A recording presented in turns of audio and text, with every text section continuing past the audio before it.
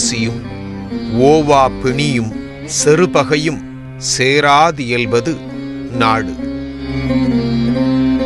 பாரபட்சமின்றி அனைவருக்கும் பசி தீர்த்து பற்பல திட்டங்களின் மூலம் மக்களின் சுகாதாரத்தை காத்து மற்றவர்களுடன் பகை கொள்ளாது அமைதியை விரும்பும் நாடே சிறந்த நாடு.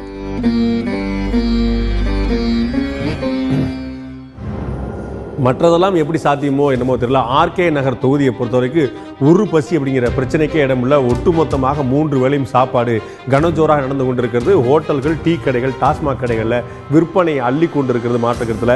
வணக்கம் அன்பு நண்பர்களே, மக்கள் யார் பக்கம் நிகழ்ச்சிக்கு உங்கள் அனைவரும் அன்போடு வரவேற்கிறோம். நாம் ஒட்டுமொத்தமாக பல்வேறு விஷயங்களை பார்த்துக் கொண்டிருக்கோம். குறிப்பாக நம்முடைய கருத்து கணிப்பு முடிவுகள் இது ஆர்கே நகரை மையப்படுத்தி தான் வரப்போகிறது. ஆர்கே நகரத்தில் யார் ஜெயிக்க போகிறார் அப்படிங்கிறத உங்களுடைய மனதை அறிந்து நாம் சொல்ல போகிறோம். அதற்கான கருத்து கணிப்பு இனிமேல் வர இருக்கிறது.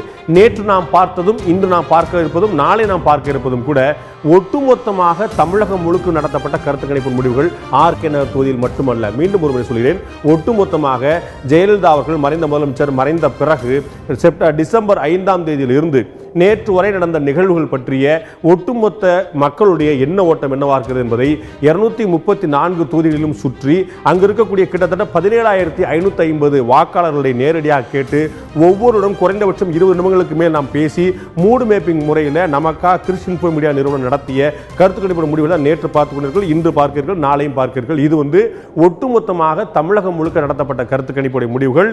இதில் பயன்படுத்தப்பட்ட கேள்விகள், கேட்கப்பட்ட கேள்விகள், விடைதெரிந்த விஷயங்கள் எல்லாமே ஒட்டுமொத்தமாக தமிழக மக்களுடைய எண்ணங்களை பிரதிபலிப்பவர் ஆர்கே நகர் மக்களுடைய எண்ணங்களை மட்டுமே பிரதிபலிப்பல்ல. அதற்கான கருத்து கணிப்புகள் தொடர்ந்து அடுத்த கட்டமாக நடத்த இருக்கிறோம். இந்த கருத்து கணிப்பு ஏன் இப்போது நடத்தப்பட்டது என்பது கூட பல்வேறு விஷயங்கள் நாம் பேச இருக்கிறோம். இந்த விஷயங்கள் இன்னைக்கு நாம் நிறைய முக்கியமான தகவல்களை அடுத்தடுத்து பார்க்க இருக்கிறோம். இந்த நிகழ்ச்சியில் வரக்கூடிய விருந்தினர் உங்களுக்கு அறிமுகப்படுத்த விரும்புகிறேன். இந்த கருத்து கணிப்பை நமக்காக நடத்திய கிறிஸ்டின் மீடியா நிறுவனத்தை சேர்ந்த திரு அருண் கிருஷ்ணமூர்த்தி நம்முடைய இணைகிறார். உங்களை நிகழ்ச்சிக்கு வரவேற்கிறேன். அதே போல அரசியல் விமர்சகர் டாக்டர் சுமன் ஸ்ரீராமன் நம்முடைய இணைகிறார். உங்களை இந்த நிகழ்ச்சிக்கு வரவேற்கிறேன். நிறைய விஷயங்கள் நம்ம அடுத்தடுத்து பார்க்க இருக்கிறோம். அதற்கு முன்னாடி இந்த ஆர்கே நகர் தேர்தல் ஒரு பெரிய பரபரப்பை ஏற்படுத்தியிருக்க மாதிரி இதுவரை இடைத்தேர்தல்கள் எதெல்லாம் பெரிய பரபரப்பை ஏற்படுத்துச்சு. இடைத்தேர்தலுங்கிறதே ஒரு பரபரப்புங்கிறது நமக்கு திருமங்கலத்துக்கு பிறகுதான் தெரியும். திருமங்கலம் ஃபார்முலாம் சொல்லிட்டாங்கிறது ஊடகங்களுடைய வலிமைக்கு பிறகு அது தெரிய வந்துச்சு. ஆனால் அதற்கு முன்னாடியுமே கூட பல தேர்தல்கள், இடைத்தேர்தல்கள் பெரிய பரபரப்பை ஏற்படுத்தியிருக்கின்றன. தமிழகம் இதுவரை கண்ட பரபரப்பான இடைத்தேர்தல்கள் என்ன இப்போது பார்க்கலாம். பொது தேர்தலை தாண்டி இடைத்தேர்தலுக்கென தனி மவுசு எப்போதும் உண்டு. வரவும் செலவும் அளவுக்கு அதிகமாக புரளும் களமாக இடைத்தேர்தல் நடைபெறும் தொகுதி மாறிப்போவது இயல்பே. கடந்த 20 ஆண்டு கால அரசியல் வரலாற்றில் ஒரு சில இடைத்தேர்தல் அரசியல் கட்சிகளுக்கு மட்டுமின்றி சாமானியனுக்கும் ஷாக் கொடுத்திருக்கிறது. 1996ஆம் ஆண்டு நடைபெற்ற சட்டமன்ற தேர்தலில் மாபெரும் வெற்றி பெற்று ஆட்சியை பிடித்தது திமுக. அதன்பின் 1997இல் புதுக்கோட்டையிலும் 98இல் குன்னூர் மற்றும் அருப்புக்கோட்டையிலும் இடைத்தேர்தல் நடைபெற்றது. இந்த 3 தொகுதிகளிலும் திமுக வெற்றி பெற்றாலும் வாக்கு வித்தியாசம் மிக குறைவாக அமைந்தது ஆளும் கட்சிக்கு அதிர்ச்சியளித்தது. 1999இல் நத்தம் மற்றும் திருவட்டாறு தொகுதிகளுக்கு இடைத்தேர்தல் நடத்தப்பட்டது. இதில் நத்தம் தொகுதியில் போட்டியிட்ட அதிமுக வேட்பாளர் நத்தம் விஸ்வநாதன் வெற்றி பெற்றார். 2001ஆம் ஆண்டு நடைபெற்ற சட்டமன்ற தேர்தலில் அதிமுக வெற்றி பெற்று ஆட்சியை பிடித்தது. முதலமைச்சராக பதவியேற்ற ஜெயலலிதா டான்சி வழக்கு காரணமாக பதவியில் இருந்து விலகினார். அதன் பின்னர் ஜெயலலிதா நிரபராதி என தீர்ப்பு வர அவர் போட்டியிட தேர்வு செய்த தொகுதி ஆண்டிப்பட்டி. 2002இல் நடைபெற்ற ஆண்டிப்பட்டி இடைத்தேர்தலில் ஜெயலலிதா அமோக வெற்றி பெற்றார். 2003ஆம் ஆண்டு சாத்தான்குளம் தொகுதியில் நடைபெற்ற இடைத்தேர்தலில் திமுக உட்பட பெரும்பாலான கட்சிகள் காங்கிரஸ் வேட்பாளர் மகேந்திரனுக்கு ஆதரவளித்தன. ஆனால் ஆளும் கட்சியான அதிமுக பாஜக ஆதரவுடன் இடைத்தேர்தலை எதிர்கொண்டது. இதில் எதிர்க்கட்சியின் மிகப்பெரும் கூட்டணியை வீழ்த்தி அதிமுகவின் நீலமேக வர்ணம் வெற்றி பெற்றார். இடைத்தேர்தலில் ஆளுங்கட்சி வெற்றி பெறுவதில் அப்படி என்ன ஆச்சரியம் என நினைக்கலாம். ஆனால் இந்த இடைத்தேர்தல் நடைபெறுவதற்கு முன்பாக அப்போதைய முதலமைச்சர் ஜெயலலிதா கொண்டு வந்த மதமாற்ற தடை சட்டம் தமிழகம் முழுவதும் பெரும் அதிர்வலையை ஏற்படுத்தியது. இதன் காரணமாக சாத்தான்குளம் இடைத்தேர்தல் மதமாற்ற தடை சட்டத்தின் மீதான மக்களின் தீர்ப்பாக பார்க்கப்பட்டது. மங்களூர் தொகுதி எம்எல்ஏவாக இருந்த விடுதலை சிறுத்தைகள் கட்சி வேட்பாளர் திருமாவளவன் தனது பதவியை ராஜினாமா செய்த பிறகு 2004 மக்களவைத் தேர்தலுடன் மங்களூர் தொகுதியின் இடைத்தேர்தலும் நடத்தப்பட்டது. இதில் திமுக வேட்பாளர் வெற்றி பெற்றார். ஆளும் கட்சியான அதிமுக இடைத்தேர்தலில் தோல்வியை தழுவியது. இதன்பின் 2009 நடைபெற்ற திருமங்கலம் இடைத்தேர்தல் தமிழக அரசியல் வரலாற்றில் புதியதொரு ட்ரெண்டை உருவாக்கிவிட்டது என சொல்லலாம். இவ்வளவு வாக்குகள் வாங்குவோம் என சொல்லி அதை சாதித்தும் காட்டினார் திமுகவின் தென்மண்டல செயலாளராக இருந்த அழகிரி. இதற்கு அடுத்த ஆண்டு நடைபெற்ற பென்னாகரம் இடைத்தேர்தலில் ஆளும் கட்சியான திமுகவே ஆதிக்கம் செலுத்தியது. ஆனால் இந்த தேர்தலில் அதிமுக 3வது இடத்திற்கு தள்ளப்பட்டு பாமக 2வது இடத்தை பிடித்தது. இது அதிமுகவினர் மத்தியில் பெரும் அதிர்ச்சியை ஏற்படுத்தியது. இதன்பின் 2012 நடைபெற்ற சங்கரன்கோவில் இடைத்தேர்தல் திராணி என்ற வார்த்தைக்கு பெயர் போனது. காரணம், சட்டமன்றத்தில் அப்போதைய எதிர்க்கட்சித் தலைவர் விஜயகாந்த் மற்றும் முதலமைச்சராக இருந்த ஜெயலலிதா இடையே மூண்ட காரசாரமான விவாதம் சங்கரன்கோவில் இடைத்தேர்தலில் வந்து நின்றது. திராணி இருந்தால் சங்கரன்கோவிலில் வெற்றி பெற்று பாருங்கள் என ஜெயலலிதா சவால் விட அதை ஏற்றுக்கொண்டு தேமுதிக களமிறங்கியது. இருப்பினும் வெற்றி ஆளும் அதிமுகவிற்கே. இப்படி பரபரப்பையும் எதிர்பார்ப்பையும் எகர வைத்த இடைத்தேர்தல் வரிசையில் வந்து சேர்ந்திருக்கிறது ஆர்கே நகர். ஒரு மறக்க முடியாத நிறைய விஷயங்கள். மறைந்த முதலமைச்சர் ஜெயலலிதாவும் எதிர்க்கட்சி தலைவராக இருந்த திரு விஜயகாந்தும் சட்டமன்றத்தில் ஒரு காரசாரமான விவாதம் நடத்தியது பெரிய விஷயம் நடந்தது. அடுத்த ஒரு 2 மணி நேரத்தில் அவர் ஒரு செய்தியாளர் சந்திப்பு நடத்தி கூட்டினார். அவருடைய இல்லம் மற்றும் அவருடைய அலுவலகத்தில் உடனே ஒரு 200-300 பத்திரிகையாளர்கள் அந்த சட்டசபை நடந்துட்டு இருக்க நேரத்தில் கூடினாங்க. நாக்கு துருத்தி பேசினதெல்லாம் ஒரு பெரிய விஷயமாக பேசப்பட்டு சர்ச்சையை கூட கிளப்பியது. அது இடைத்தேர்தலுக்கெல்லாம் காரணமாக இந்த விஷயங்கள் நினைவு கூறத்தக்க விஷயங்கள். இப்போது நாம் ஆர்கே நகர் இடைத்தேர்தலை பற்றி போகிறதில்ல. அதற்கு முன்னாடி நம்ம கருத்து கணிப்பு பற்றி பார்க்க போகிறோம். கருத்து கணிப்பு என்பது மீண்டும் ஒரு சொல்ல இது ஒட்டுமொத்தமாக தமிழகம் முழுக்க நடத்தப்பட்டது. நான் திரு டாக்டர் சுமந்த் ராமன் அவர்கள்ட்ட கேட்க ஒரு விஷயம். இன்னைக்கு காலையில் ஒரு நண்பர் பேசினார். அவர் யார் அப்படிங்கிற நீங்கள் யூகிக்க முடியும் அவர் கேட்ட கேள்வியிலேருந்து. அந்த கேள்வியை நான் உங்கள்கிட்ட வைக்க விரும்புகிறேன். அவர் எதுக்குங்க இந்த நேரத்தில் இந்த மாதிரிலாம் ஒரு கருத்து கணிப்பு அப்படின்னு சொல்லி கேள்வி எழுப்பினார். ஒரு ஊடகமாக ஒரு எலெக்ஷன் வரக்கூடிய இந்த நேரத்தில் ஒரு கருத்து கணிப்பை வெளியிடும்போது நம்ம தேர்தலை ஒட்டிய கருத்து கணிப்பில் வெளியிடுறது, இந்த தேர்தலில் தொகுதியில் யார் ஜெயிப்பாங்க தோப்பாங்க சொல்றது வேற பக்கம் இருக்கட்டும், ஒட்டுமொத்தமாக மக்களுடைய மனநிலை என்ன இருக்குன்னு சொல்லி தமிழ்நாடுடைய மனநிலையை இப்போது வெளியிடும் போது அது சிலருக்கு பாதிப்பையும் சிலருக்கு சாதத்தையும் ஏற்படுத்தும் அப்படின்னு சொல்லி சொல்லும்போது இது தேவைதானா அப்படிங்கிற ஒரு கேள்வி இருக்குதா? இல்லை, இது ஒரு ஜனநாயக ரீதியில் நம்ம பார்க்கும்போது நிச்சயமாக தொடர்ந்து நடத்தப்பட வேண்டிய ஒரு முறை தான் இந்த கருத்து கணிப்பு. என்ன அப்படின்னா, அந்த கருத்து கணிப்பு நேர்மையாக நடத்தப்பட வேண்டும், அதில் என்ன முடிவு வருகிறதோ அது வெளிப்படையாக மக்களிடம் கூறப்பட வேண்டும் என்ற கருத்து இருக்கலாமே தவிர, அதை தவிர கருத்து கணிப்பு என்பது இப்போ நம்ம ரொம்ப சிம்பிள் எக்ஸாம்பிள், நம்ம ட்விட்டர் ஃபேஸ்புக் போடுறதெல்லாம் சயின்டிஃபிக் கருத்து கணிப்புகள் அல்ல. அது அந்த ட்விட்டரில் யார் வராங்களோ அவங்க they are not representative of the population. So அந்த அடிப்படையில் அவங்க யார் வராங்களோ அவங்க வாக்களிச்சுட்டு போகிறாங்க. அங்கே கூட அந்த கருத்துக்கு அந்த போல் கூட ஒரு பர்பஸ் சர்வ் பண்ணுது. அதாவது எல்லாமே வேஸ்ட்டு நம்ம சொல்லவே முடியாது. எப்பவுமே யாருக்கு அந்த கருத்து கணிப்பு பாதகமாக இருக்குதோ நிச்சயமாக அவங்க சொல்லுவாங்க, இதெல்லாம் நான் நம்ப மாட்டேன், இதெல்லாம் தவறாக வரும். கருத்து கணிப்புகள் தவறாகவும் வந்திருக்கின்றன, பல முறை நம்ம பார்த்துருக்கிறோம். ஆனால் கருத்து கணிப்புகளே செய்யக்கூடாது அப்படின்னு சொல்றது நம்ம ஏற்றுக்கொள்ள முடியாத ஒன்று. ஜனநாயகத்தில் ஒரு உரிமை இருக்கிறது. as long as அந்த கருத்து கணிப்பு வெளிப்படையாக இருக்கிறது, டேட்டா அவைலபிளாக இருக்கிறது, அதில் எந்த விதமான ஒரு சந்தேகம் இல்லாத வகையில் அந்த கருத்து கணிப்பு செய்தால் செய்வதில் தவறே இல்லை என்பதுதான் என்னுடைய கருத்து. அருண், இந்த சார் சொன்னபோது ஒரு விஷயம் கடைசியாக சொன்னாங்க, இந்த மாதிரி டிரான்ஸ்பரண்டாக இருந்தால், டேட்டா இருந்தால், சயின்டிஃபிக்காக இருந்தால் அதில் பண்ணுறதுல தப்பே கிடையாதுன்னு சொல்லிட்டு இந்த 3க்குமான பதில் நம்மகிட்ட இருக்கா? டிரான்ஸ்பரண்ட்டு, டேட்டா அண்டு ஒரு சர்ச்சை இல்லாத, பிரச்சனை இல்லாத, உள்நோக்கம் இல்லாத. கண்டிப்பாக உள்நோக்கம் கண்டிப்பாக கிடையாது. ஒரே ஒரு நோக்கம் தான். நம்ம ஒரு பிஸ்னஸாக எடுத்துக்கிட்டு மார்க்கெட் ரிசர்ச் பண்ணுற மாதிரி தான் இதை பண்ணுறோம். நம்ம ஏதோ ஒரு கட்சிக்கு ஆதரவாகவோ இல்லை எந்த ஒரு கட்சிக்கு எதிராகவோ போகணுங்கிற நிலைப்பாடு எடுக்க வேண்டிய அவசியமும் நம்மளுக்கு இல்லை. ஜனநாயகத்தில் நம்மளும் பிரஜைகள், நம்மளுக்கும் ஒரு சமூக பொறுப்பெலாம் இருக்குங்கிறத உணர்ந்து தான் இதெல்லாம் பண்ணுறோம். இதில் பெரிய விஷயமே என்னன்னு பார்த்தீங்கன்னா, நம்ம எடுக்கக்கூடிய சாம்பிளில் நீங்கள் அடிக்கடி சொல்கிற மாதிரி அந்த பிஸ்னஸ் ட்ரெண்ட்லேருந்து கொஞ்சம் இன்ஃபர்மேஷன் கொடுத்தோம் அப்படின்னா, வாக்காளர்கள் யாரை போய் சந்திக்கிறோமோ அவர்களுடைய ஒப்புதலின் பேரில் அவர்களுடைய நம்பரை நம்ம வாங்குகிறோம். இன்றைக்கும் நம்ம வந்து 2014 தேர்தல் தொட்டு இதுவரைக்கும் நம்ம சந்தித்த மக்களுடைய ஷீட்ஸ் நம்மக்கிட்ட இருக்குது. ஸோ அதெல்லாம் நம்மக்கிட்ட இருக்கத்தான் செய்யுது. ஸோ ஏன்னா இது நாளைக்கே வந்து பர்சனலாக நாங்கள் ஒரு சின்ன பிஸ்னஸ் ஏஜென்சி தான். எங்களே யாராவது கேள்வி கேட்டாலும் நாங்கள் சப்ஸ்டான்ஷியேட் பண்ணணும். கிளையண்ட்டே கேள்வி கேட்கும் போதும் சப்ஸ்டான்ஷியேட் பண்ணி தான் ஆகணும். ஸோ இவ்வளோ பெரிய ஊடகம் மூலமாக இப்படி ஒரு டேட்டாவை கொடுக்கும்போது டிரான்ஸ்பெரன்சி அது எங்களுக்கு ரொம்ப ரொம்ப முக்கியம். அது ஒன்று தான் நாங்கள் கவனிச்சுட்டு வேலையை செய்கிறோம். ஓகே, தமிழகம் முழுக்க 234 தொகுதியிலும் 17,550 பேரை நேரடியாக சந்தித்து கடந்த டிசம்பர் மாதம் 5ஆம் தேதி முதல் நேற்று வரை நடந்த நிகழ்வுகளுடைய மக்களுடைய பார்வை என்ன என்று கேட்டுக்கொண்டு தமிழகம் முழுக்க நடத்தப்பட்ட கருத்து கணிப்பு முடிவுகள். அதில் வந்து நம்ம நேற்று முக்கியமாக பார்த்தது வந்து திருமதி சசிகலாவுக்கு எதிர்ப்பு குரல் தெரிவித்து திரு பன்னீர்செல்வம் அவர்கள் நடத்திய பல்வேறு அடுத்தடுத்த சம்பவங்களுடைய என்ன ஓட்டம் என்ன, அதை பற்றி மக்கள் எப்படி பார்க்குறாங்க பார்த்தோம். இன்னைக்கு சட்டசபை நிகழ்வுகள் உட்பட அடுத்த விஷயங்களை பார்க்கிறோம். சட்டசபையில் நடந்த அமளி துமிழிகளுக்கு யார் காரணம் என்று மக்களிடம் கேட்டிருந்தோம். மக்கள் சொன்ன கருத்து என்ன, சட்டமன்றத்தில் நடந்த நம்பிக்கை வாக்கெடுப்பில் இருந்த அமளி உருவாக காரணம் யார் என்ற கேள்விக்கு ஆளுங்கட்சி தான் காரணம் என்று 35 விழுக்காடு மக்களும், இல்லை சபாநாயகரின் இயலாமை தான் காரணம் என்று 33 விழுக்காடு மக்களும், எதிர்க்கட்சி தான் காரணம் என்று 32 விழுக்காடு மக்கள் தெரிவித்திருக்காங்க. இது எதிர்க்கட்சிகள் தான் சேர்ந்த காரணம் 32 விழுக்காடு மக்கள், சபாநாயகரின் இயலாமை என்று 33 விழுக்காடு மக்கள், ஆளுங்கட்சி தான் காரணம் என்று 35 விழுக்காடு மக்கள் தெரிவிச்சிருக்காங்க.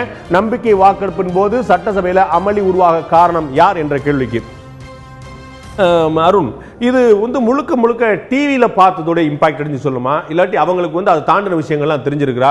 ஏன்னா சபாநாயகருடைய ரோல் என்ன, ஆளுங்கட்சிகள் என்ன செஞ்சாங்க, எதிர்கட்சிகள் என்னென்ன செஞ்சாங்க அப்படிங்கிறலாம் வந்து வெளியிலேருந்து பார்க்கணும் மூலமாக நமக்கே வந்து என்ன அவைலபிள் வீடியோ இருந்துச்சோ அதுதான் கிடைக்கும் ஊடகங்களுக்கு.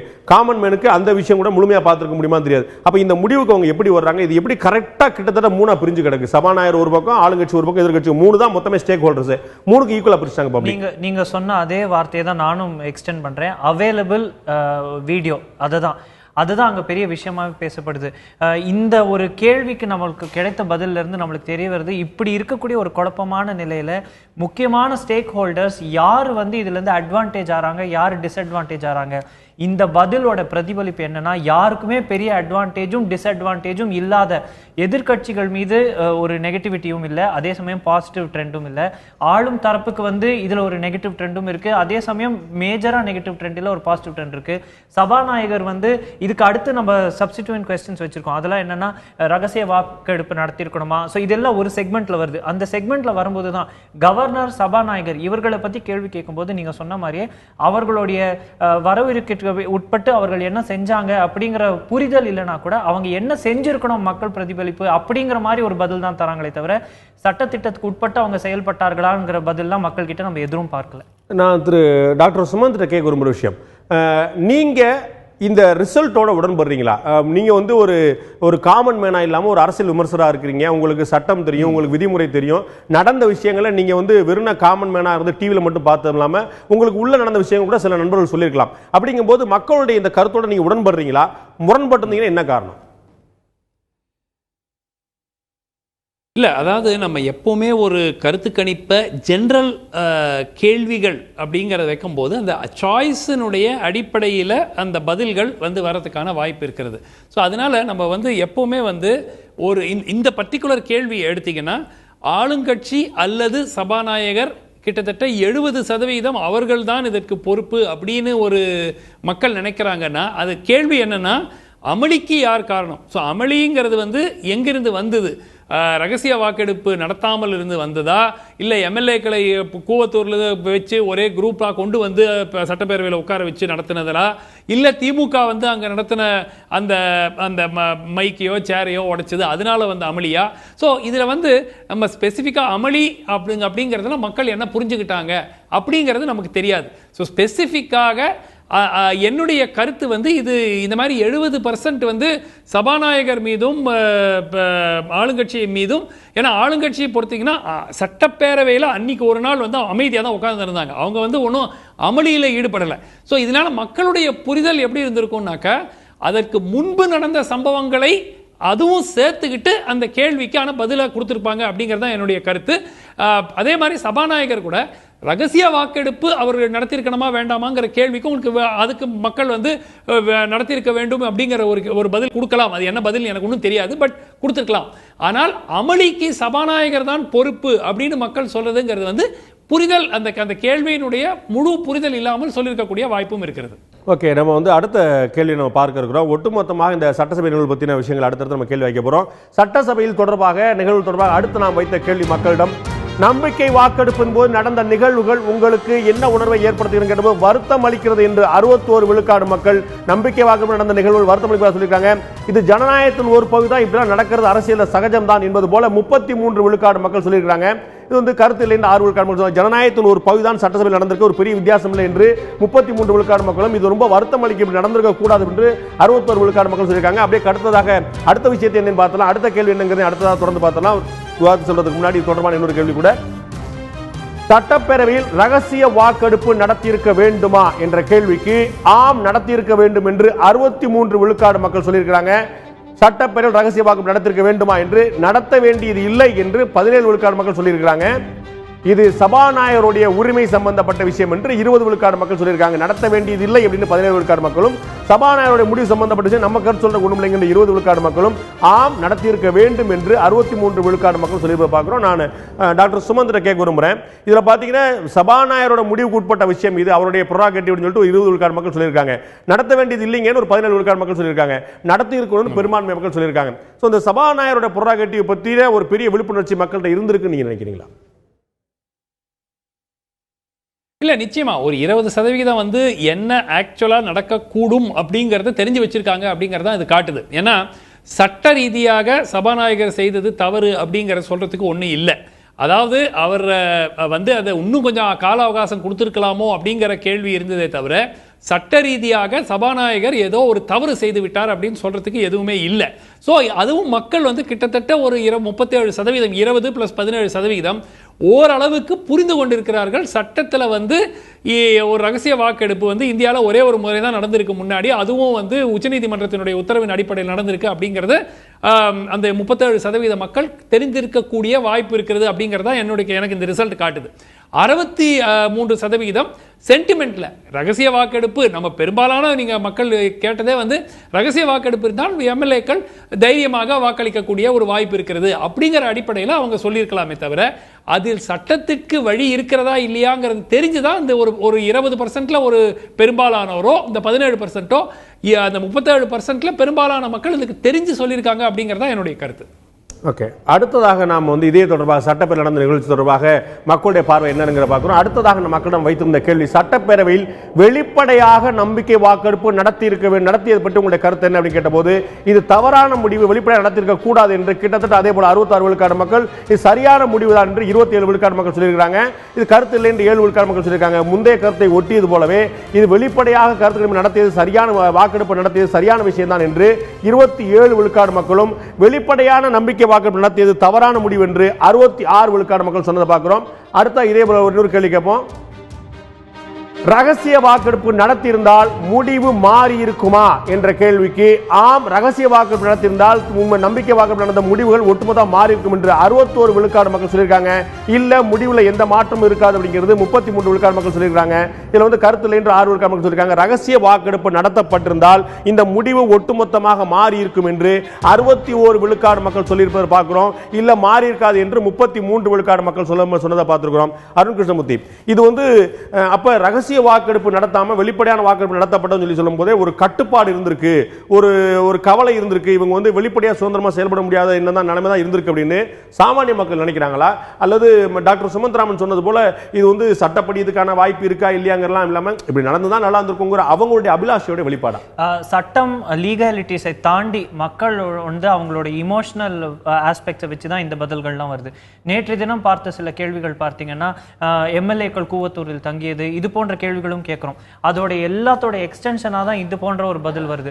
ரகசிய வாக்கு நடத்திருந்தால் வேற மாதிரி ரிசல்ட் வந்திருக்குமான்னு நம்ம கேட்கும்போது ரொம்ப வேமெண்டா நிறைய பேர் ஆமாங்கிறாங்க. ஆனால் சிலர் வந்து இல்லை, அதில் ஒரு டிசிப்ளின் இருந்திருக்கும், அந்த டிசிப்ளினை தாண்டி அவங்க ரகசிய வாக்கு நடத்தியிருந்தா கூட அவங்க மாற்றி ஓட்டு போட்டிருக்க மாட்டாங்க அப்படிங்கிற கருத்தையும் சொன்னவங்களும் இருந்தாங்க. ஆனால் நம்ம இங்கே பார்க்குற மாதிரி மெஜாரிட்டி வந்து ரகசிய வாக்கெடுப்பு நடந்திருந்தால் வேற ரிசல்ட் வந்திருக்குங்கிற ஒரு எண்ண ஓட்டத்தில் தான் மக்கள் இருக்கிறத இது நம்மளுக்கு காட்டுது. டாக்டர் சுமந்திர கேட்க விரும்புகிறேன், இந்த விஷயத்தை பற்றி மக்களுடைய பார்வையில் ரகசிய வாக்கெடுப்பு நடத்தியிருந்தா முடிவே மாறி இருக்கும்னு நினைக்கிறாங்க. நீங்களும் அப்படிதான் நினைப்பீங்கன்னு நினைக்கிறேன். இல்லை, இதுவும் வந்து வெறும் ஒரு நம்பிக்கையினுடைய அடிப்படையில் ஒரு எமோஷன் பேசிஸில் சொல்கிறாங்க. ஏன்னா அடிப்படையாக நம்ம ஃபேக்டை பார்த்தோன்னா இந்த 122 நபர்கள் வாக்களித்தது வந்து யாரோ ஒருத்தருக்கு மீது அவர்களுக்கு இருக்கும் வெறுப்போ அந்த அடிப்படையில் அவங்க வாக்களிக்கல. தங்களுடைய பதவியை பாதுகாப்பதற்கு, தங்கள் ஆட்சி பொறுப்பில் தொடர்வதற்கான ஒரு வாக்குங்கிறத நம்ம பார்க்குறோம். ஸோ அந்த மாதிரி ஒரு ரீதியாக வாக்கு நடக்கும் பொழுது அது வந்து ரகசியமாக இருந்தாலும் சரி, வெளிப்படையாக இருந்தாலும் சரி, அந்த அடிப்படையில் அவங்க வந்து ஒரு லாயல்ட்டி டெஸ்ட், ஒரு லீடருக்கான ஒரு லாயல்ட்டி டெஸ்ட் அடிப்படையில் அவங்க வாக்களிச்சாங்கன்னு நான் நினைக்கல. ஸோ அது ஒரு ரகசிய வாக்கு இருந்தாலும் நிச்சயமாக இந்த ரிசல்ட் மாறி இருக்கிறதுக்கான வாய்ப்பு மிகவும் குறைவு. மக்கள் வந்து ரகசிய வாக்கு இருக்கணும் அப்படிங்கிறது பரவலாக பேசப்பட்டது, அது கொடுக்கல. அதனால கொடுத்திருந்தா நிச்சயமா மாறி இருக்கும்னு சொல்றது வந்து அவங்களுடைய எமோஷன். ஏன் நம்ம வந்து வெறும் ஒரு எமோஷனல் டிசிஷனை மட்டும் நம்ம ஏன் பார்க்கணும்? ஒரு உணர்ச்சிவசப்பட்ட முடிவு மட்டும் ஏன் நம்ம பார்க்கணும்? நம்ம எல்லாம் வந்து ரகசியமா தான் வாக்களிக்கிறோம். நம்ம வாக்களிக்கிறத யாரும் பார்க்க முடியறது இல்ல. அப்ப அரசியல் கட்சியில அது இந்த மாதிரி இருக்கணும். நீங்க ஏற்கனவே சொன்னது போல மக்களுக்கு தெரிஞ்சிருக்கலாம், தெரியாம இருக்கலாம். சுப்ரீம் கோர்ட் உத்தரவுப்படி இந்த சுதந்திர இந்திய வரலாற்றில் ஒரே ஒரு முறை தான் சட்டமன்ற பாராளுமன்றத்தில் நம்பிக்கை வாக்கெடுப்பு ரகசியமா நடத்தப்பட்டிருக்கு. அதுவுமே ரகசியமா நடந்தாங்கிற டிஸ்பியூட் பண்றவங்களும் வேற உண்டாங்க இருக்காங்க. இப்ப நடந்தது இல்லைங்கிற வரலாறு இருந்தாலும் அப்படிதான் நடத்தப்படணும் அப்படின்னு கோரிக்கை வைக்கிறதுல இது ஏன் மக்களுடைய எண்ணமா இருக்குது? அப்ப இனிமே இந்த புது ட்ரெண்ட்களை மாத்தலாம் அப்படிங்கிற விஷயம் ஏன் பார்க்கணும்? இது வந்து ஒரு எமோஷனலா அவங்க அப்படி ஆசைப்பட்ட சொல்றாங்க. மாத்த முடியாது. ஏன் மாத்த முடியாதுன்னா அப்புறம் வந்து இந்த ஆன்டி டிஃபெக்ஷன் லா அப்படிங்கிறதுக்கு அர்த்தமே இல்லாம போயிடும். ஒரு ரகசிய வாக்கெடுப்பு நடத்தப்படும் பொழுது ஆன்டி டிஃபெக்ஷன் லா வந்து அப்ளையே ஆகாது. ஏன்னா யாருக்கு ஓட்டு போட்டாங்கன்னு உங்களுக்கு தெரியாது. ஒரு கட்சி கட்டுப்பாட்டுக்குள் இருக்க வேண்டும் அப்படின்னு ஒரு அடிப்படையாக வைக்கும்போது யாருமே வந்து இந்த கட்சித்தாவல் சட்டத்தின் கீழ் உங்களுடைய கட்சியினுடைய விப்பு கொரோனா இஷ்யூ பண்ற அந்த விப்பை வந்து நீங்க மீறினீங்கன்னா நீங்கள் பதவி இழக்கக்கூடும், உங்களுடைய சட்டமன்ற உறுப்பினர் பதவி போயிடும் அப்படிங்கிற அடிப்படையில் தான் ஒரு கட்சி கட்டுக்காப்பா இருக்குது. அதையே வந்து நமக்கு ஆன்டி டிஃபெக்ஷன் லாவே வந்து நம்ம வேண்டாம், நம்ம எல்லாமே ரகசிய வாக்கு மூலமா பண்ணலாம் அப்படிங்கிற சொல்றதுக்கு வந்து ஒரு வாய்ப்பு அது வந்து ஒரு சரியான வழிமுறையாக நம்ம எடுத்துக்கொள்ள முடியாது. நமக்கு இந்த பர்டிகுலர் கேஸில் அவங்க கூவத்தூரில் எல்லாரும் ஒன்றா இருந்தாங்க, அவர்களுக்கு ஃபுல் கம்ப்ளீட் ஆக்சஸ் டு மீடியாவோ பப்ளிக்கோ இல்லை, அதனால் அவங்க வற்புறுத்தப்பட்டிருப்பாங்க அப்படின்னு நம்ம யூகத்தில் நம்ம வந்து செயல்பட்டோம். அதனால் நம்ம சொன்னோமே தவிர அடிப்படையாக என்னுடைய கருத்து என்னன்னா, இந்த ரகசிய வாக்கெடுப்பு எல்லா கேஸ்லையும் கொண்டு வர முடியாது. ஏன்னா கட்சித்தாவல் சட்டத்துக்கு அர்த்தமே இல்லாமல் போயிடும். ஆன்டி டிஃபெக்ஷன் லாவுடைய முக்கியத்துவம் நிச்சயமாக இருக்க வேண்டும். ரெண்டாவது மிக முக்கிய காரணம், இந்த பர்டிகுலர் கேஸில் வாக்கு அவர்கள் அளித்தது தங்களுடைய பதவியை பாதுகாப்பதற்கும் ஆட்சி பொறுப்பில் அவர்கள் தொடர்ந்து நீடிப்பதற்குமாக தான் வாக்களித்திருக்கிறார்களே தவிர வேற எந்த ஒரு தலைமைக்கு அவங்க வந்து லாயல்ட்டிக்காக வாக்களித்தாங்கன்னு எண்ணம் எனக்கு இல்லை. அதனால ரகசியமா இருந்தாலும் ரிசல்ட் மாறதுக்கான வாய்ப்பு மிகவும் குறைவு. இது வந்து மக்கள் இமோஷனலா சொல்றாங்க. ஓகே, அடுத்தா நாம் கேட்டிருந்த கேள்வி, மக்களிடம் இந்த கருத்து கணிப்புல நம்ம வந்து கேட்டிருந்த கேள்வி, இது போன்ற சூழலில் எம்எல்ஏக்கள் தன்னிச்சையாக செயல்பட வேண்டுமா, மக்களிடம் கருத்து கேட்டு செயல்பட வேண்டுமா என்று கேட்டிருந்த போது மக்கள் மனதை பிரதிபலிக்க வேண்டும் என்று 86 விழுக்காடு மக்கள் சொல்லியிருக்காங்க. தன்னிச்சையாலாம் செயல்பட முடியாது பாஸ் அப்படின்னு. எம்எல்ஏக்கள் தனிப்பட்ட முடிவு அவங்க சௌரியத்தை செயல்படலாம் அப்படின்னு ஒரு 8 விழுக்காடு மக்கள் சொல்லியிருக்காங்க. அதை விட அடுத்த கட்டமாக கருத்து இல்லை என்று சொல்லக்கூடியது வந்து ஒரு 6 விழுக்காடு மக்கள் சொல்லியிருக்காங்க. எம்எல்ஏக்களுடைய தனிப்பட்ட முடிவு என்று 8 விழுக்காடு மக்களும் 86 விழுக்காடு மக்கள் அறுதி பெரும்பான்மையோடு மக்களுடைய மனதை தான் பிரதிபலிக்க வேண்டும் என்று சொல்லியிருக்கிறார்கள். அருண், இந்த கேள்விக்கும் பதிலுக்கு ஒரு சின்ன வித்தியாசத்தை நான் பார்க்கிறேன். கேள்வியில முதல் ஒரு எப்படி வருது, இது போன்ற சூழலில் எம்எல்ஏக்கள் தன்னிச்சையாக செயல்பட வேண்டுமா, மக்கள்கிட்ட கருத்து கேட்க வேண்டுமா? பதில் எப்படி வருது, மக்கள்கிட்ட கருத்து கேட்கணும்னு இல்லாம மக்கள் மனதை பிரதிபலிக்க வேண்டும். சோ மக்கள் மனதை பிரதிபலிக்கணும் நீங்க சொன்னது, they should reflect the people's mind அப்படின்னு சொல்றதே மக்கள்கிட்ட கருத்து கேட்கணும் அப்படிங்கிறதானா? நாகப்பட்டினம் எம்எல்ஏ தமிழ் அன்சாரி வந்து நான் மக்கள்கிட்ட கருத்து கேட்டு சொல்றேன்னு சொல்லி சொன்னார். அப்போ கருத்துலாம் வாங்கினாரு, பிரிண்ட் அவுட்லாம் கொடுத்தாரு, எல்லாம் கருத்துலாம் சொன்னாங்க. ஒரே ரகலையா போய் கடைசியில் கருத்து கேட்கல. இப்போ ஒரு அதிமுகவில் திரு தினகரன் தான் ஆதரிக்காருன்னு நினைக்கிறேன். ஸோ மக்கள்கிட்ட கருத்து கேட்கறங்கிறது திரும்ப ஒரு வாக்கெடுப்பு நடத்துற மாதிரியா, திரும்ப ஒரு தேர்தல் நடத்துற மாதிரியா? அப்போ எத்தனை மக்கள் எவ்வளவு வாக்களிச்சாங்க? இப்போ வந்து ஒரு சட்டமன்ற உறுப்பினர் தேர்ந்தெடுக்கப்படுறதே ஒரு 39-40 விழுக்காடு மக்களோட ஆதரவு இருந்தாலும் தேர்ந்தெடுக்க முடியும். 60 விழுக்காடு மக்கள் எதிர இருக்கிறாங்க. பட் ஒன்லி வித் 40% வாக்குகள் வச்சுக்கிட்டு அவர் வந்து எம்எல்ஏ ஆயிர முடியும். திரும்ப போய் மக்களோட கருத்து கேட்டா எப்படி? 86 விழுக்காடு மக்கள் என் மனதை பிரதிபலிக்குன்னு சொல்றாங்கன்னு கேட்கணும்ன்றாங்களா, இல்லாட்டி நான் என் மூடு எப்படி இருக்கணும் அதுக்கேற்ற மாதிரி நீங்க செயல்படுங்க? கண்டிப்பா கேட்கணுங்கிற பதில் தான் அந்த 86% நம்மளுக்கு பெருசா வருது. இதுல இன்னும் நம்ம பெருசா புரிஞ்சுக்க வேண்டியதே பார்த்தீங்கன்னா, இந்த ஓவராலா டிசம்பர்ல இருந்து இது வரைக்கும் நடந்த எல்லா விஷயத்திலுமே மக்களுடைய பங்களிப்பு எப்படி இருக்கு அப்படின்னா, ஊடகங்களின் தாக்கம் அதிகமா இருக்கும் பொழுது நிறைய விஷயங்கள் அவங்களுக்கு தெரிய வரும்போது இந்த ஜனநாயகத்துல அவங்களுடைய பங்களிப்பு இருக்கணும், எப்பவுமே இருந்திருக்கும். அது இப்போ கொஞ்சம் அதிகமாவே இருக்கு. ஆட்சியில் என்ன நடக்க போகுது, அதுவும் பிரச்சனைகள் இப்போ சமூகத்துல பல இருக்கு. ஒரு நீர் ஆதாரங்கள் தொடங்கி ஒரு திட்டங்கள் வரைக்கும் எத்தனையோ விஷயத்துக்கு ஒரு இமோஷனல் கனெக்ட் இருக்கும்போது இப்போ வந்து ஆட்சியும் ஆட்சியாளர்களும் முக்கியத்துவம் பெறாங்கிறது தான் மக்கள் கருத்து. அதில் பேசும்போது எம்எல்ஏ வந்து யாரு? மக்கள் பிரதிநிதி. அந்த மக்கள் பிரதிநிதி எங்களிடம் கருத்து கேட்டுதான் எல்லாத்தையும் செய்யறாரா? திருநெல்வேலியில ரொம்ப சாதாரணமா ஒருத்தர் சொன்னது, ஒரு பாலம் ஒரு இன்டர்செக்ஷன்ல போடுறாங்க அப்படின்னா ஒரு பிசினஸ் யூனிட்டுடைய ஆதாயத்துக்காக அந்த பாலத்தையே ரீரவுட் பண்ணிட்டாங்க, மக்கள் கிட்ட எல்லாம் இதை பத்தி ஒண்ணுமே கேட்கல, அப்ப எங்களுக்கு என்ன பங்கு இருக்கு ஜனநாயகத்துலங்கிற அளவுக்கு அவங்க பேசுறாங்க. அவங்க அப்படி பேசும்போது இந்த விஷயத்துல மட்டும் இல்லாம எம்எல்ஏக்கள் தங்களுடைய கருத்துக்களை பிரதிபலிக்கணும். அது அவர்களுடன் பேசி மக்களுடைய பழகி இருக்கக்கூடிய எம்எல்ஏக்களுக்கு மட்டும்தான் அது தெரியுங்கிறது மக்களுடைய பரவலான கருத்து. நான் டாக்டர் சுமந்த் கேட்க விரும்புகிற விஷயம், இது வந்து திரும்பவும் வந்து ஒரு பாப்புலர் சென்டிமெண்ட்டோட விஷயமா இல்லாட்டி புதிய ஜனநாயகத்துக்கான ஒரு பிள்ளையார் சொல்லியான்னு பார்க்குறதா?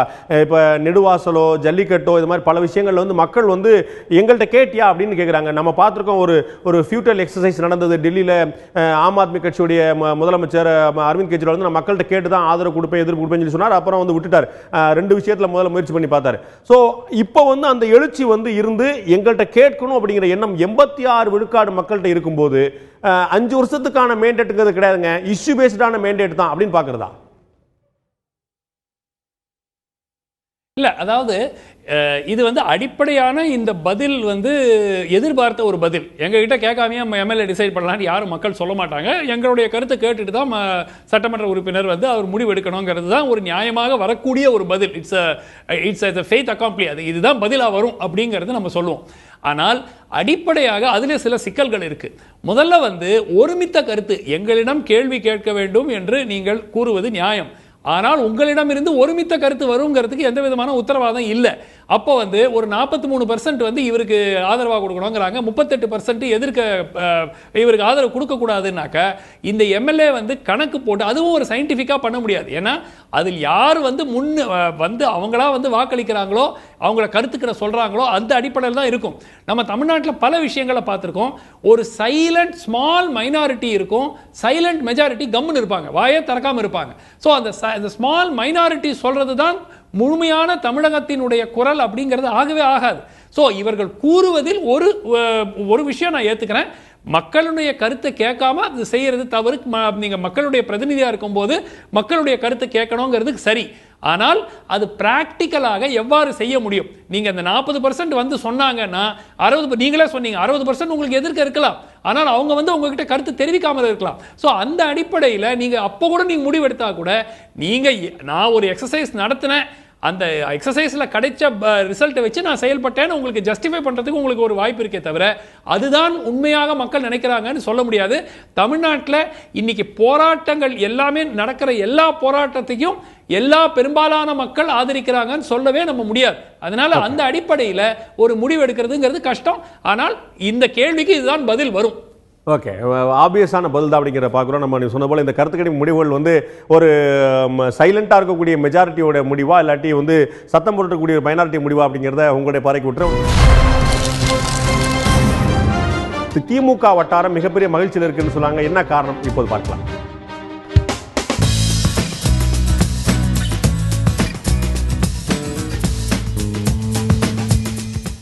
எல்லாருக்கும் வணக்கம். ஆர்கே நகர் தொகுதி தேர்தல் முடிவு எப்படி வந்தாலும் கொண்டாடுற மூடில் இருக்கிறாங்களாம் சூரிய கட்சி. 1989 தேர்தல், 1996 தேர்தல்னு 2 தேர்தலோட கலவையான நிலைமை இருக்கிறதால ஆர்கே நகர் தேர்தலில் சூரிய கட்சிக்கான வாய்ப்பு பிரகாசமாக இருக்குன்னு கெத்தா சுற்றுறாங்களாம் உடன்பிறப்புகள். அதனால தான் வேட்பாளர் தேர்தலில் கூட அதிகம் அலட்டிக்கலையாம் செயல் தலைவர். ஜெயிச்சா 2004க்கு பிறகு இடைத்தேர்தலில் எதிர்க்கட்சி வெற்றின்னு சட்டையை கலற்றி சுற்றுவதற்கும் தயாராக இருக்கிறாங்களாம் உடன்பிறப்புகள். ஒருவேளை தியான தலைவரோட தெருவிளக்கு எரிஞ்சிட்டா திடீர் தலைவர் கூட்டத்தில் இருக்கிற நிறைய எம்எல்ஏக்கள் வெளிச்சத்தை நோக்கி படையெடுக்க வாய்ப்பு இருக்குதாம். அப்படி நடந்தால் கட்சி 2ஆ உடையறதோட ஆட்சியும் கவிழ்ந்து அதுவும் சூரிய உதயத்திற்கே வழிவகுக்கும்னு திடமாக நம்புதான் சூரிய தரப்பு. மாறா திடீர் தலைவர் ஜெயிச்சா மக்கள்கிட்ட அவங்களுக்கு இருக்கிற விமர்சன பார்வையை பயன்படுத்தி ஆளுங்கட்சியை விமர்சிக்க நல்ல வாய்ப்பாக அமையுங்கிறதால அதுவே வர்ற உள்ளாட்சி தேர்தலையும் நாடாளுமன்ற தேர்தலையும் வாக்குகளை வாங்கி குவிக்க வசதியாக இருக்கும்னு கணக்கு போடுறாங்களாம் சூரிய தரப்பு.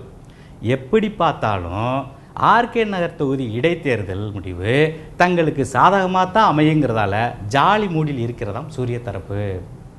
எப்படி பார்த்தாலும் லாபம் அவங்களுக்கு தான் அப்படின்னு இந்த கிசு சொல்லுது. எப்படியோ மாற்றி மாற்றி ஒரு கருத்து சொல்லி நம்முடைய கிரைம் ரேட்டை ஏற்றிட்டே போகிறாங்கன்னு நினைக்கிறேன். Very good. அடுத்தா நம்ம பார்க்குற ஒரு முக்கியமான கேள்வி, ஒட்டுமொத்தமாக இந்த விஷயங்களில் சட்டசபையும் சரி வெளியும் சரி கூவத்தூர் பிரச்சனையும் சரி எல்லாத்தையுமே சேர்ந்து ஆளுநருடைய முடிவு முக்கியமாக பார்க்கப்பட்டது. ஆளுநருடைய செயல்பாடு பற்றி மக்கள் என்ன நினைக்கிறார்கள் என்று கேட்டபோது, ஒட்டுமொத்த நிகழ்வில் ஆளுநர் முடிவு பற்றி என்ன நினைக்கிறார்கள் கேட்டபோது தவறான முடிவை ஆளுநர் எடுத்திருக்கிறார் என்று 52 விழுக்காடு மக்கள் கருத்து தெரிவித்திருக்கிறார்கள். இல்லை, அவருடைய செயல்பாடு சரியாகத்தான் இருந்தது என்று 28 விழுக்காடு மக்கள் சொல்லியிருக்கிறார்கள். இதுல கருத்து இல்லை என்று 20 விழுக்காடு மக்கள் சொல்லியிருக்காங்க.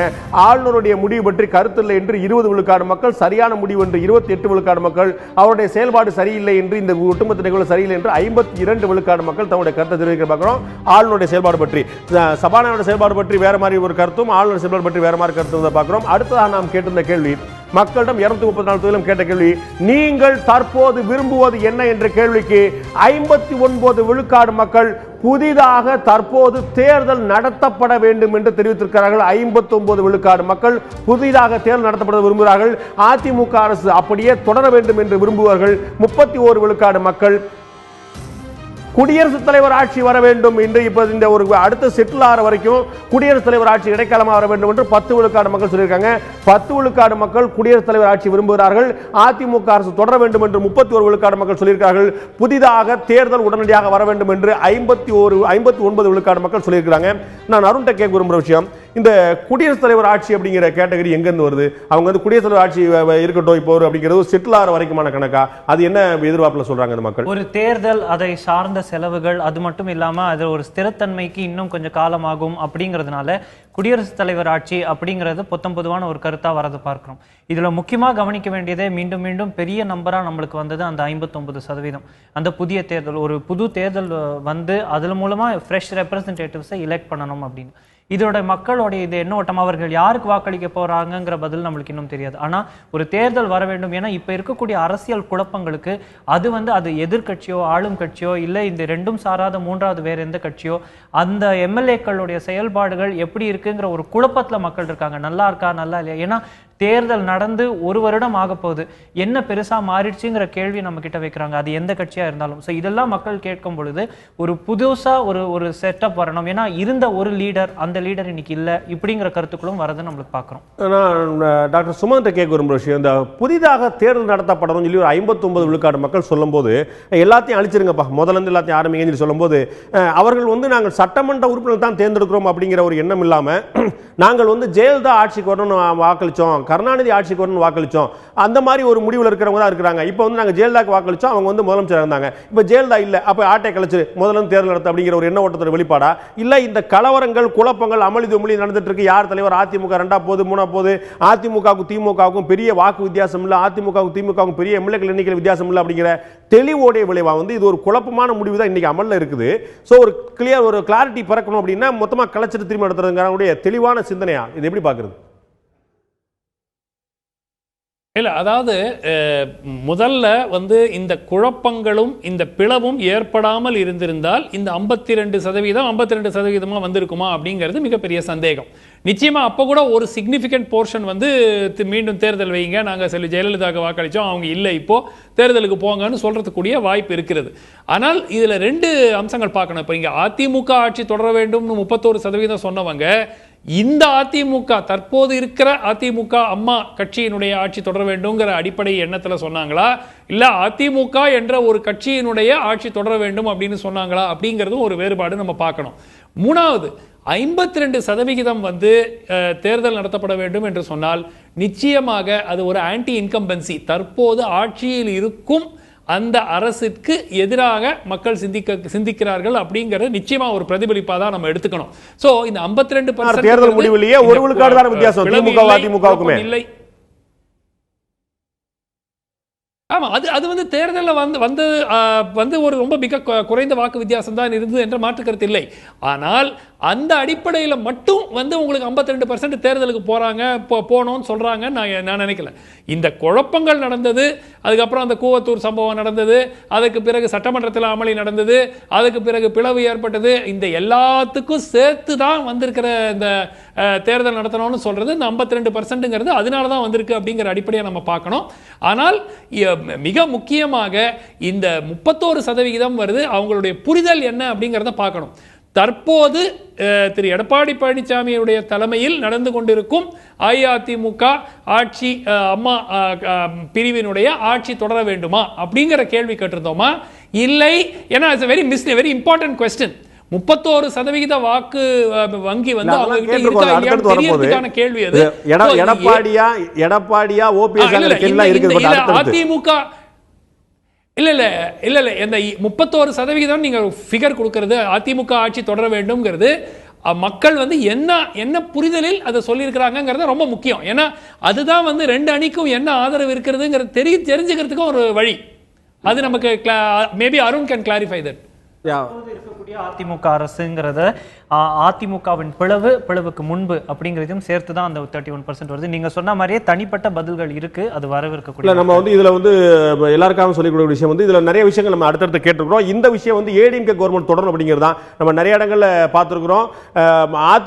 அதிமுகங்கிற கட்சியே இருக்குமா போயிருமான்னு சொல்லி சொல்லும் போது 2 விழுக்காடு வித்தியாசம் தான் சொல்றாங்க. அதிமுக கட்சியே காணாம போயிடும் 46 விழுக்காடு மக்களும், இல்ல அதிமுக அப்படிங்கிற கட்சி இந்த பிரச்சனைலாம் தாண்டி வந்து திரும்பி மீண்டெழுங்கிறது 44 விழுக்காடு மக்கள் சொல்லியிருந்தாங்க. ஒரு 2 விழுக்காடு மக்கள் தான் அந்த கருத்தை முடிச்சிருந்தாங்க. ஸோ அதிமுகங்கிறது ஒன்று சேரணுங்கிறது ஒரு பிரிவினருடைய எண்ணமா இருக்கிறது. இது வந்து இப்ப இருக்கக்கூடிய கட்சி அப்படிங்கிற கணக்கில் தான் பார்க்கணும். இது எடப்பாடி இந்த பக்கம் வருவாரா, ஓபிஎஸ் அந்த பக்கம் சேருவாராங்கிற தாண்டி அதிமுக அப்படிங்கிற கட்சிக்கான ஒட்டுமொத்த பார்வை பார்க்கிறோம். இன்னும் நிறைய விஷயங்கள் இருக்கின்றன, நிறைய கேள்வி இருக்கின்றன. குறிப்பாக சொத்து வழக்கில் உச்சநீதிமன்ற தீர்ப்புக்கு பிறகு ஜெயலலிதா மீது நீங்கள் வைத்திருக்கக்கூடிய எண்ணத்தில் ஏதேனும் மாற்றம் ஏற்பட்டிருக்கிறதா என்கிற கேள்வி உட்பட பல்வேறு கேள்விக்கான பதிலை நான் தேடியிருக்கிறோம். இன்னமும் சசிகலா தான் ஆட்சியை நடத்துவதாக நீங்கள் நினைக்கிறீர்களா என்ற கேள்விக்கான பதிலையும் தேடியிருக்கிறோம். அதெல்லாம் நாளை பார்க்க இருக்கிறோம். இந்த நிகழ்ச்சியில் கலந்து கொண்டு கருத்து அருண் கிருஷ்ணமூர்த்திக்கு நன்றி, டாக்டர் சுமந்த் ராமனுக்கு நன்றி, பார்த்த உங்களுக்கும் நன்றி. மீண்டும் இன்னொரு நிகழ்ச்சியை சந்திப்போம். அதுவரை நன்றி, வணக்கம்.